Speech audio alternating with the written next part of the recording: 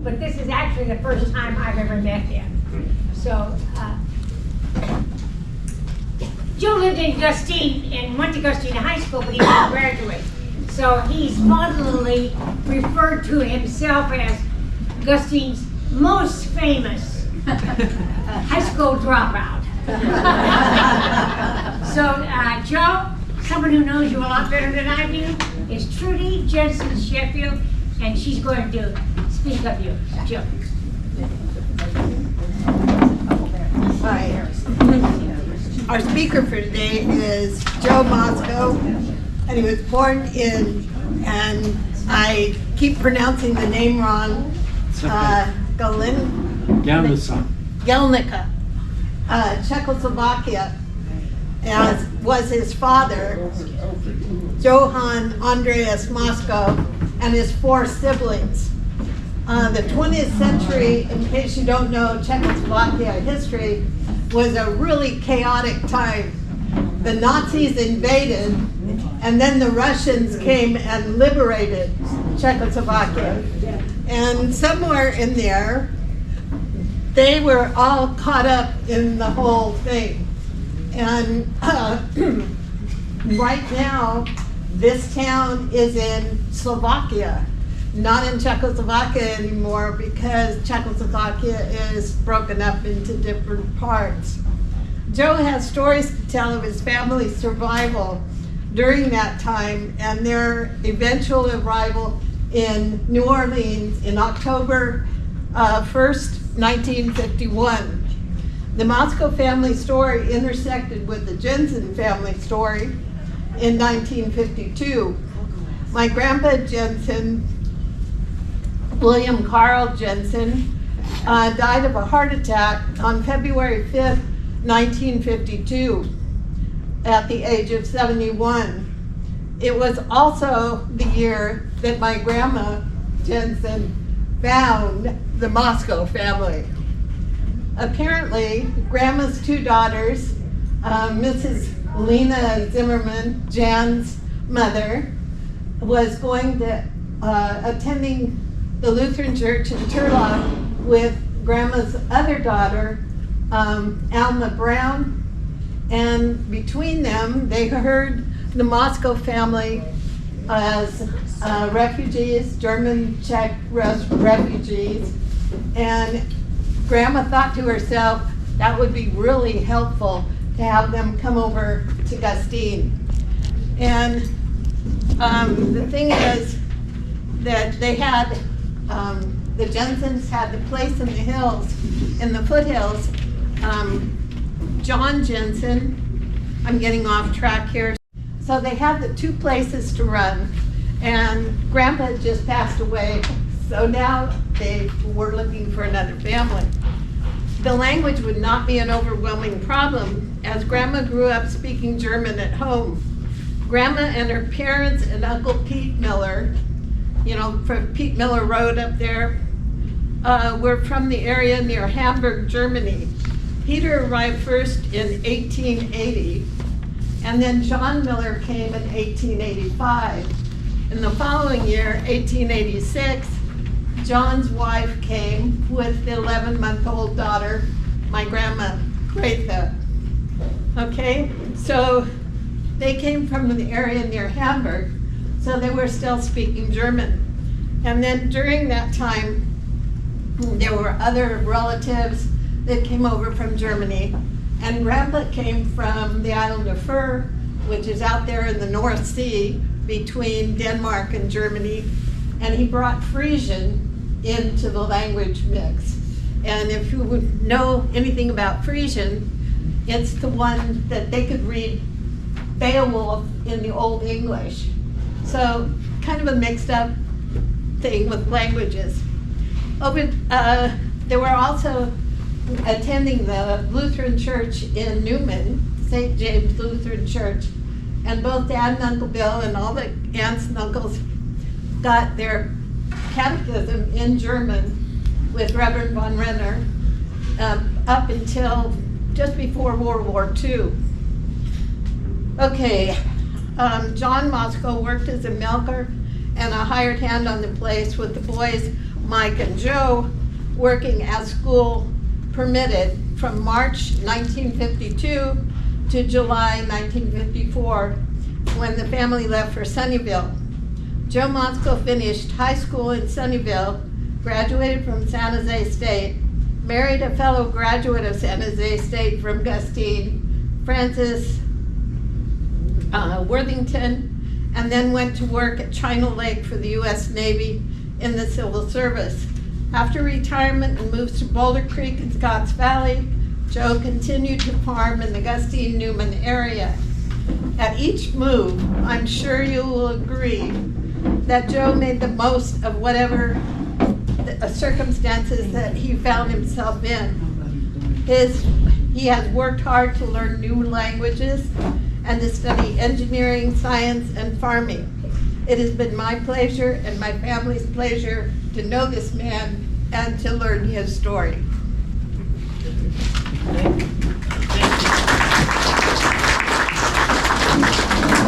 Now, I think, are there any other people in Gustine that are not here? Look at the crowd. Anyway, I want to make a couple of opening statements so you don't read me wrong. I get a little emotional at times, but this is not a good time. But I'm going to be telling you a lot of outrageous stories that you may not be able to believe. But I'm not making those up. I got so many stories here, I don't have to make up anything.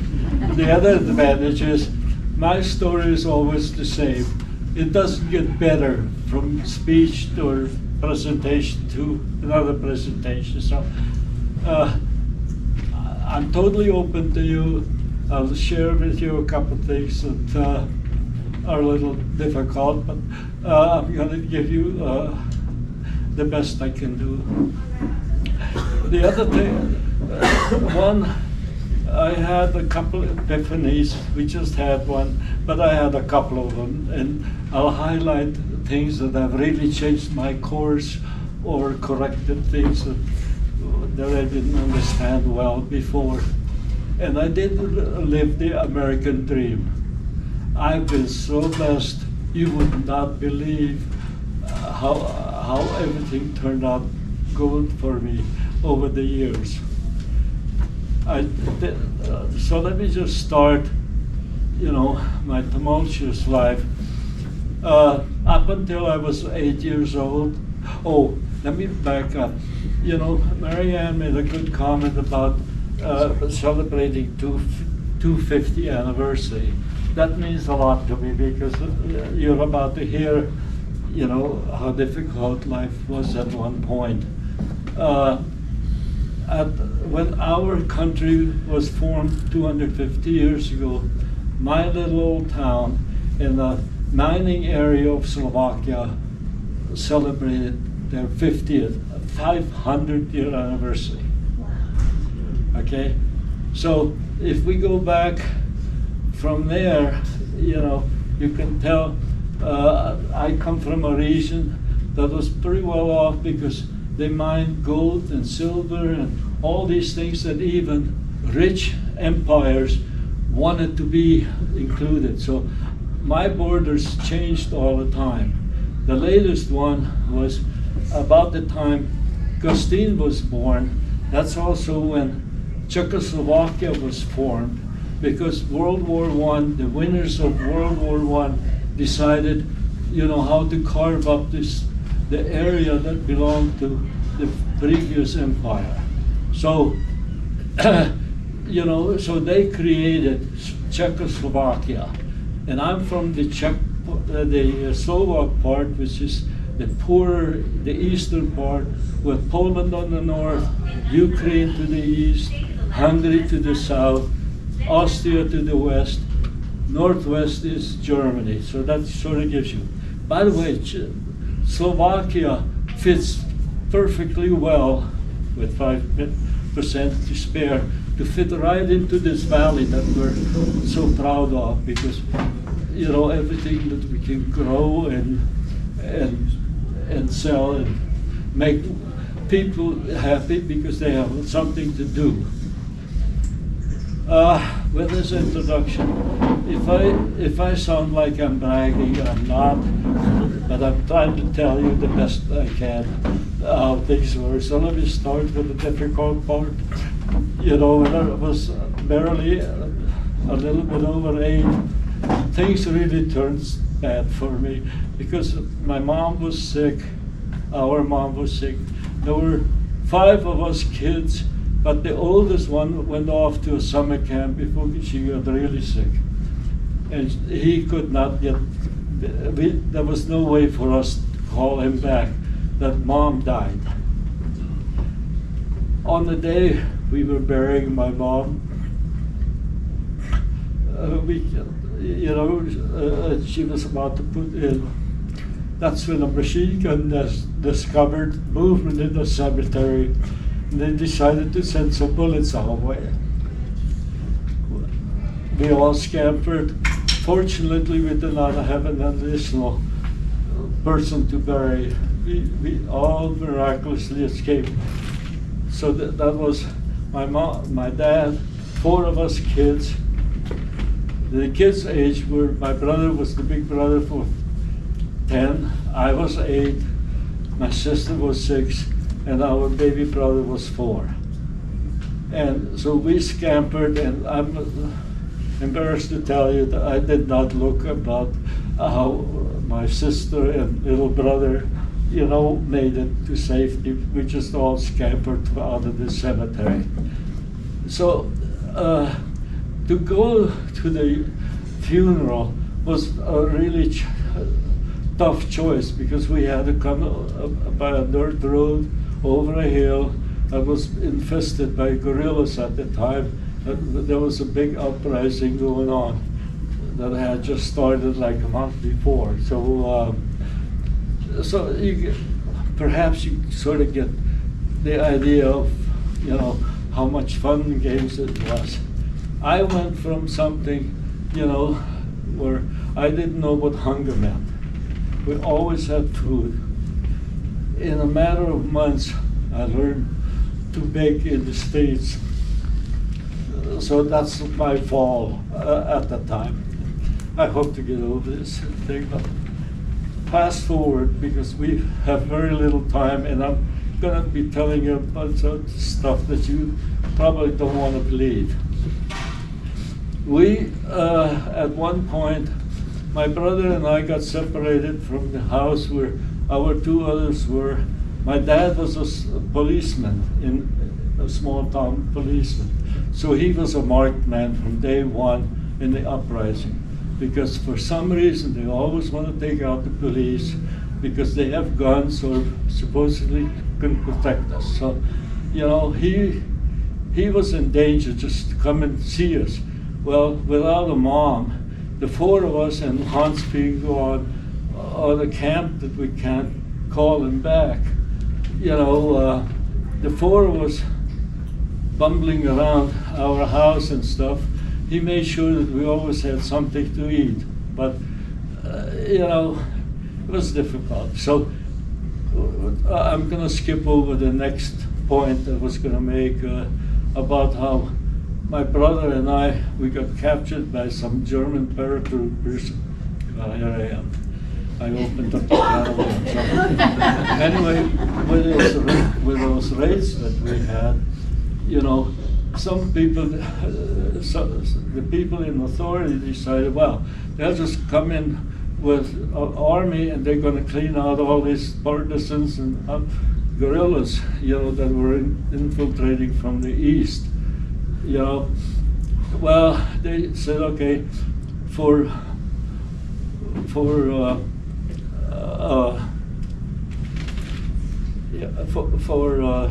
the time being, let's just offer a ride, out of town in a German convoy, which are huge targets for these people. So, school is out, moms and kids are invited to come to the thing, to get a free ride out of harm's way, and they promised to bring us back you know, a week or few days or whatever it takes to bring us back. Well, never made it back for the next 30 years because of my work later on. So here we are away. Moms and children decide, well, we're in a safe place in another part of Slovakia, but you know, they would rather starve to death at home, you know, than be away from home. After home, that means a lot to all of us. So we're in an area that gets hot. In the meantime, you know, a lot of moms and children decide they're gonna find their own way back to my hometown. Well, we didn't have a mom to be with. My dad was really hard to find. So what do? We sit in the same place. After all, we had shelter and some food. When that got hot, we moved wherever other people went, because I wasn't smart enough at 8, and my brother wasn't that much smarter either, even though he was already 10. So we decided, okay, if we have a ride out of town, we'll take it. Well, the first place that I very well remember was a place in Poland, Zakopane by name. And we stayed there. It got hot because the Russians coming in from the east. So what do? If there's a ride, beats walking, especially with a 4-year-old among us. So we visualized something that I can't explain very well, how 4 of us, from 4 to 10, made it through Poland, through Austria, into Bavaria in about 9 months of time. And in the meantime, when we come through Vienna, for example, in Austria, we could see firsthand what it's like to have the first really bombed city that I was in, trying to reach 9 years old.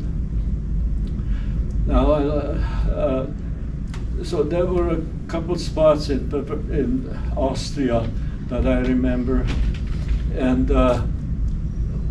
but just visualize, we're bumbling along, we get to Bavaria. You know, the Germans, for some reason for us, you know, were a little better organized than what we've experienced so far. So we were in a place called Bad Reichenhall, next to Berchtesgaden, very long, when Mike and I got word that all 4 of us need to be at the train station and go, you know, to the next stop with the train called Berchtesgaden. You know, so you know, we follow directions. We get there, and we had a bunch of sisters, as we call them, nurses, you know, meet us, and Mike and I, by that time, we've seen a lot of soldiers, believe me, including, you know, POWs that were working along the railroads, where we tended to spend quite a bit of time, because sometimes there was a vegetable soup or stew or something available at train station, easier than being in the streets of whatever town. So we get there, and we have pretty much memorized what certain soldier uniforms look like. One thing that stuck out like a sore thumb to both Mike and me was you know, those nurses that met us at the train station in Berchtesgaden. You know, they took us on a ride, and we went up on a mountain in Berchtesgaden. But it wasn't just a regular normal road, it was heavily protected by some super uniformed soldiers that the two of us in our war year of 9 months, almost by that time, have never seen. And what can we think about as long as we're going to someplace? So they took us to a place on the hillside of Berchtesgaden, and there was an orphanage there. So they took us in, brand new, perfect. And one of the things that is hard to forget is how they practice air protection, air raid, bombings and stuff. So what they would do is turn off the lights in this new orphanage, and wherever we were taught how to come out of our bedroom or whatever area and look for hands. So we had a string of people holding hands, and one of them led us down into a bunker in that place. And that happened night, day, at random hours, but many times each day. Now, my brother and I, we were there for about 3 days, and they said, well, the three of you are too old for this place. That was intended for somebody like our youngest brother. So they said, we got to keep him here because you guys are in no position to take care of your 4-year-old, almost going on 5. So they kept him. They said, okay, you guys go back to wherever you came from. So we worked our way back across on Reichenhall. And in Bad Reichenhall, that whole area got really bombed. Berchtesgaden, Bad Reichenhall, and even on the Austrian side, because the Germans had refineries and other reasons, to take out places in that neighborhood. So the town that the heaviest bombing we experienced had over 300 fatalities. And I remember part of the bombs that the no-good Brits and Americans were bombing us with, were explosives, and others were incendiary. And the explosives area in town was like somebody had a magic knife and he could slice a house in half, and you could see the exposed part where the bathroom was, and the bathroom was hanging by the pipes off the wall. And places where the fire bombs hit, that was all charcoal black, more charcoal than that.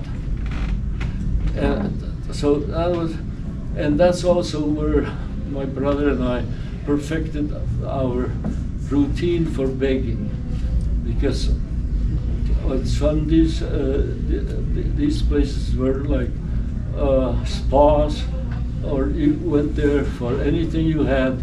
They had a spring, whether it's hot or cold, to cure you of whatever. So people would walk around, on Sunday afternoons, for example, and we knew in which direction not to be with the flow, but go against the flow and try and make eye contact, and it worked. And one couple, it really worked, and I just can't get out of my mind how the lady baked us a cake, and this was pre-planned, like next week. Finally, she had enough to bake a little cake, and how the three of us at that time, because Andy was someplace else in the orphanage, how we ate that. After that time, we never saw that couple again. So they probably perished in that one example of the raid. Fast forward, war ends, Americans overrun that place, and again, fast forward, sometimes after the war is when my father came looking for us. And it's still a bit of a mercy how, you know, I cannot describe the chaos after a war. You know, everybody's looking for somebody. You know, how he found us is a good question, but I'm still working on a potential. So after the war, my father finds us. He found there was a munition factory close to where we stayed in the next 5 some years. He commandeered a munition factory, like a sales office complex. The whole factory was underground, and they were making gas for bombs, grenades, and shells in that place. The Americans were completely surprised to discover that. Nobody knew about that, but that's also in that southeast corner of Germany where Berchtesgaden was. And of course, I had no idea why Berchtesgaden was important. After the war, we discovered, well, Hitler had a little place all over Salzburg. The Eagle Nest, by the way, how many of you have been to the Bavaria and saw the Eagle Nest on the mountain? I knew there were people here. I was on that mountain. It turns out the only explanation why those really super neat soldiers in uniforms that are unbelievable, we recognize that. Of course, we have no idea that we're about to spend a couple of days on Oberhausen mountain before they kicked 3 of us home. So that place, you know, not only Goering's and Hitler's and Bormann's house that was there got flattened, as did the SS barracks. But somehow, before Dad went to look for Andy, you know, I got word that there were very few casualties on that mountain, so we had our hope up that our youngest brother survived, and he did.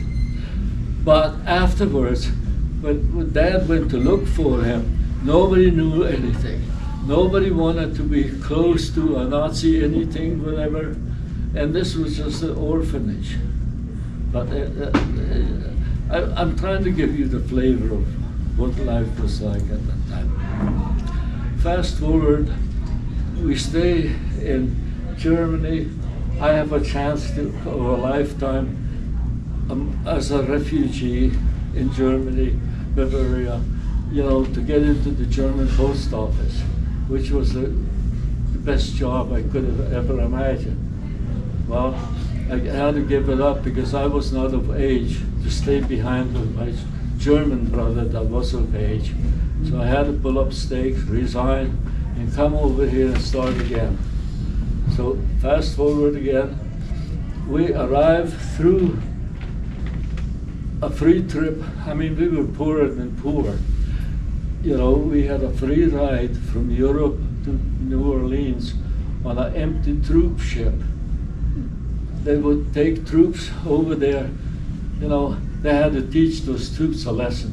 So they had to learn how to survive as sardines on a troop ship, because, you know, the bunks were like 5 or 6 high and whatever, but when somebody finished their tour of duty in Europe, that ship came back empty. Well, they found a spot that they could bring some refugees like me, you know, back. So we came by train to New Orleans, and the road trip, a railroad from New Orleans through San Jose, which was our end stop, to San Francisco. Now, we were experts in reading railroad tickets and railroad schedules and all, and we were just floored. How would they? We stopped in San Jose, and how would somebody say, no, you got to go to San Francisco? You know, so we knew something was up, and so we found, after riding a train for 3 days, they wouldn't talk to us as to about anything. We had to sleep and have early breakfast tomorrow. They broke the news to us that that place in San Jose is gone. In other words, work, place, shelter, no more. Oh, don't worry. There's always a family east of Modesto that can always take another refugee family. So here we are, about to get on a Greyhound bus from San Francisco to the Dinair area, and with help from the drivers to make sure in Tracy we get the right place, bus to get over. Fast forward, things over there, Mike and I, we picked fruit and walnuts and you name it, anything to make a buck, and we were worried about how father is going to learn English. Because we didn't speak English, but we had the gall to think that we will learn it before he does, and it sort of worked. Yeah. So there, the winter of 51, 52 had a lot of rain here, and Dad could not be pruning trees, for the people that we've worked with. So I remember the Christmas of 51, the four of us sang Holy Night, Silent Night, Holy Night in German to the Lutheran church in Turlock. And that's what triggered, our help call to your parents and so forth. So anyway, fast forward, come to Gustine, no speak the English. Big problem. Big problem. There were a few classes where showing up counted. PE, art, arithmetic, mechanical drawing. All the others had no clue what was going on. Mr. Kamak, in mechanical drawing, he took me aside. He must have known how depressed I was, So, and he's not a psychiatrist, By the way, how's my time?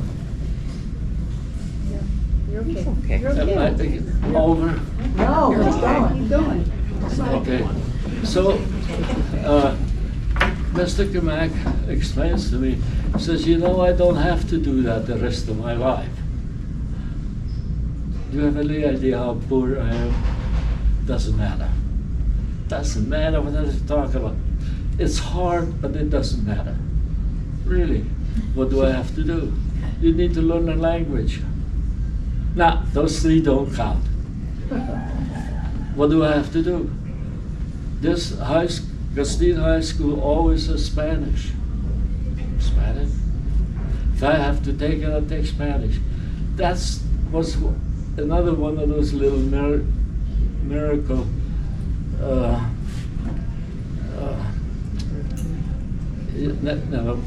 change direction thing. When I came back as a sophomore and take Spanish, now Spanish class is an English class for me, because we start at the bottom. None of this highfalutin stuff that the English classes had at the time. So, and Mrs. Pettit, my teacher, was very happy.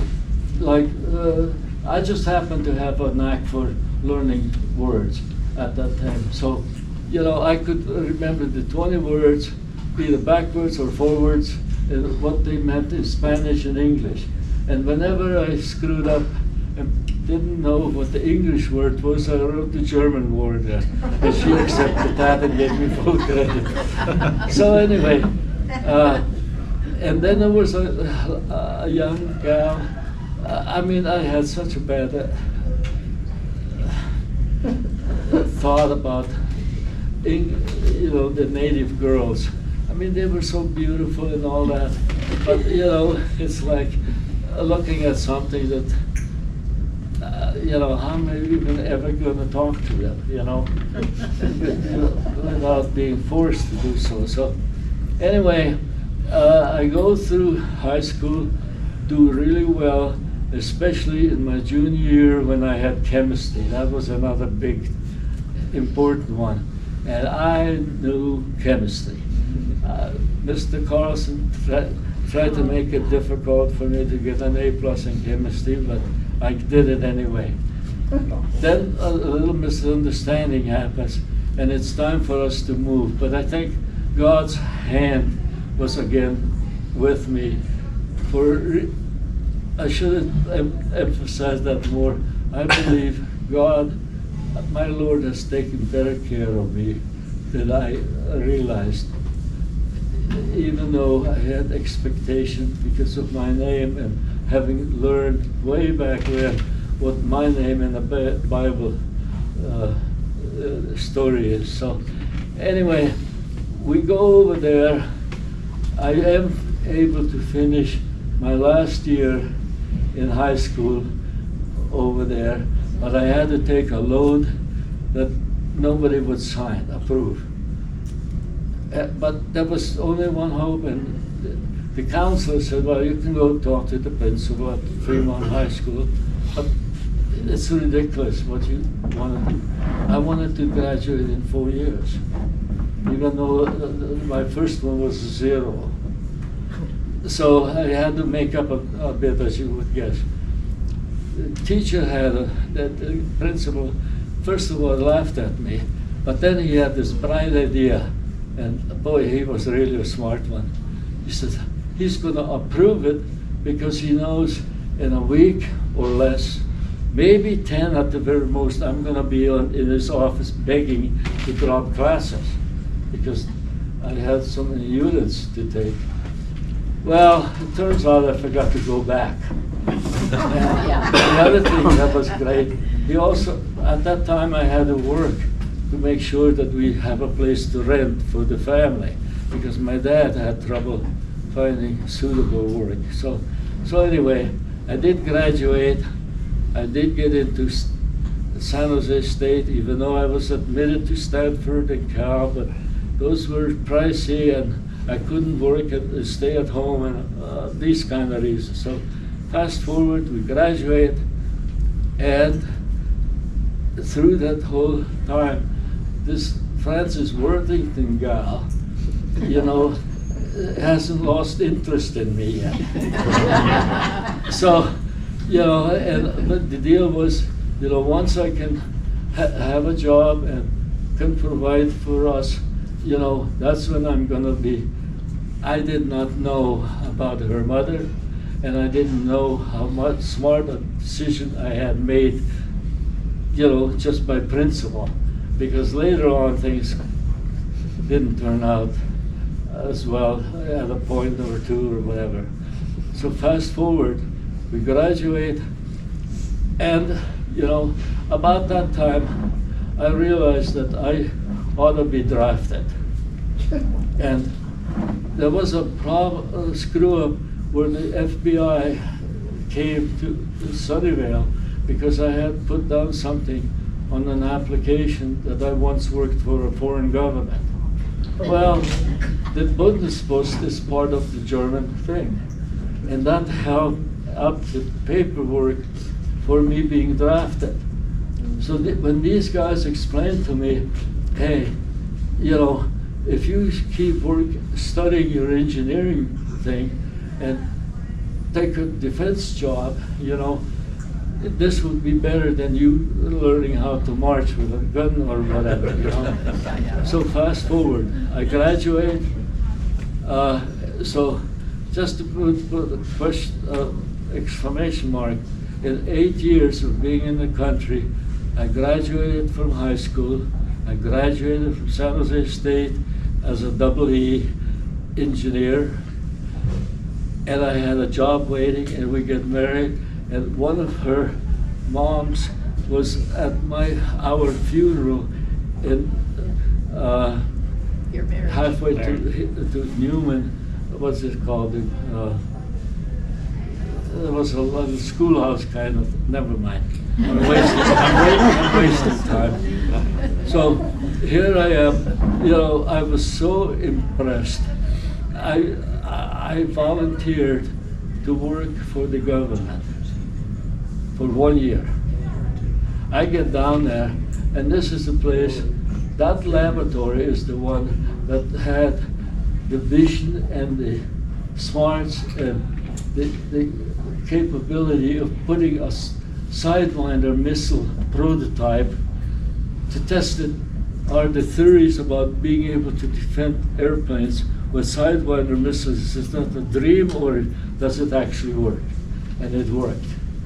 I joined that lab hoping, to first, don't kick me out after 1 year, but I really liked it, and I decided at that point, I'm so thankful for everything I got up to that point, that I'm gonna make that my career.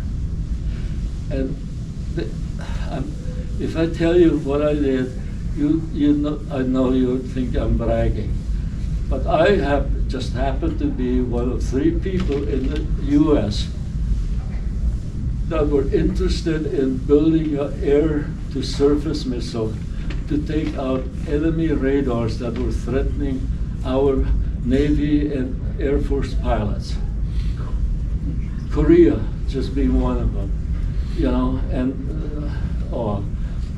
So of the 3, we decided, even though all the companies in the U.S. were, working on ways to counter that threat, we happened to pick the right approach because of a new invention at the University of Illinois. And we figured out how to extend that invention to make it suitable for a relatively small missile to have a homing head on to kill radars that threaten our pilots. And I chose, to do the arithmetic at microwave frequencies that helped a computer, steer the flip wings and whatever to keep flying till it flies to a radar dish.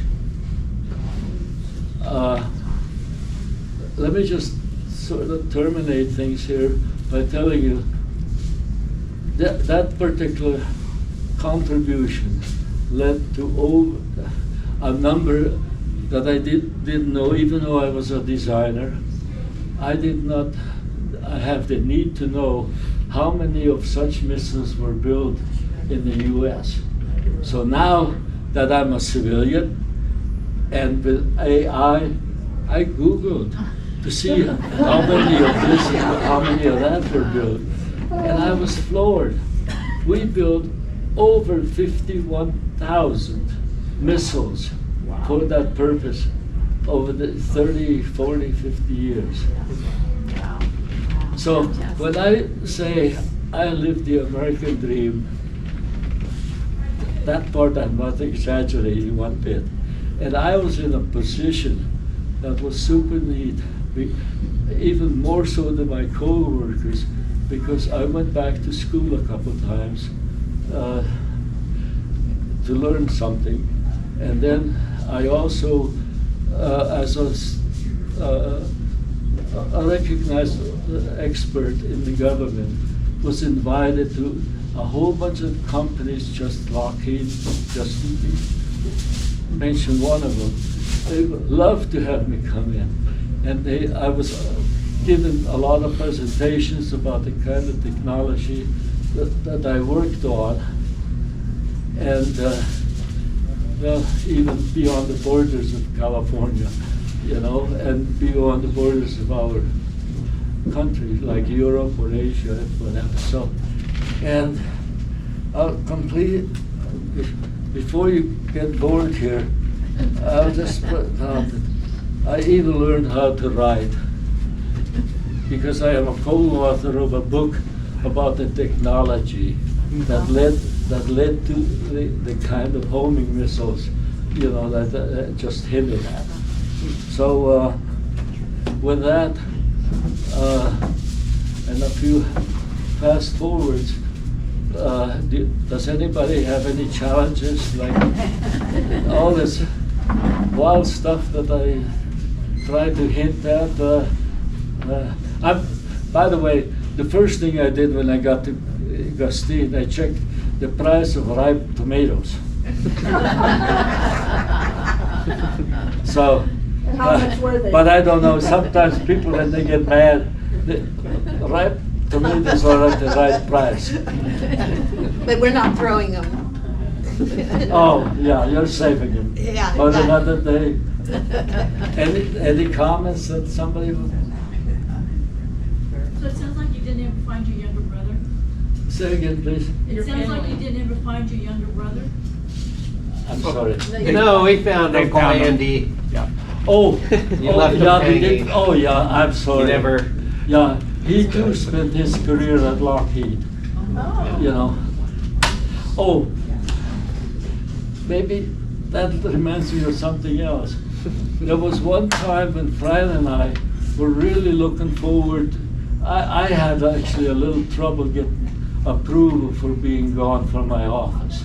Okay, so I finally wormed my way to them saying, "Oh yeah, sure. We'll make sure it's a okay time for us too." So Fran and I wanted to go to the Holy Land, and so we signed up with a church group, you know, and that group passed through Vienna before they changed planes to go on to the Holy Land. So at that point, my brothers were also in DOD kind of work, you know. Said, "Joe, it's too dangerous for you to consider that trip." And when I heard that so many times and pleading, I said, "You know, going to the Holy Land I can do some other time. I don't have to do it now. If this is a too dangerous time for me to be traveling in that part of the world." So I said, "Hey, the plane stops and for their changes and whatever in Vienna, we'll just terminate the thing. You know, I do speak German, so I'll get an Avis car in downtown Vienna, and after we do Vienna for a few days or whatever we can afford, and I'll call my brother Hans, say, hey, your brother Joe is in Europe, and he's got a car reserved, and he's going to come and see you." Well, on that trip, that turned out to be so perfect, because on that trip, when I was driving out of Vienna toward, Bavaria, I happened to notice, well, I started with a place where we were once around Vienna, but I could not recognize anything. But I got down the Autobahn, then I could see some names that I said, boy, that looks sure familiar.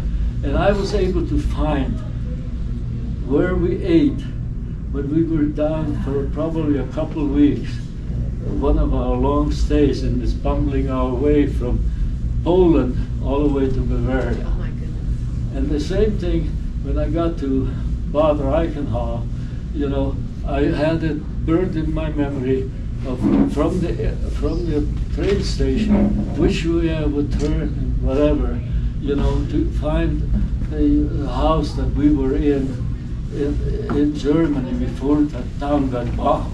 Yeah. So yeah, I did go back, and that was really thrilling. I couldn't believe how small everything was compared to how I remember it. Oh, yeah. Any other questions? Or? Are all of your family still, your brothers and sisters, you said there was 5 of you? Are Sir? they all 5 of you? Yeah, sisters? my father found Hans, wherever he was in summer camp first. So he and somebody that turned out to be my stepmom. They found us in Bad Reichenhall.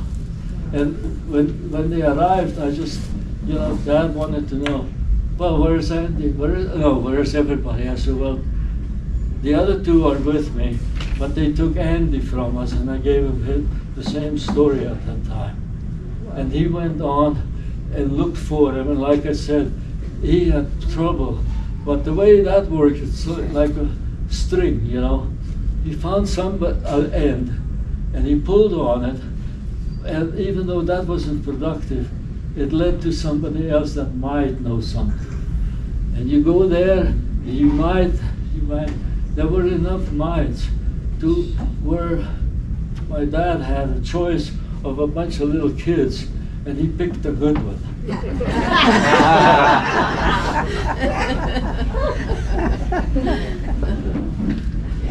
Well, thank you, Paul. And I was worried.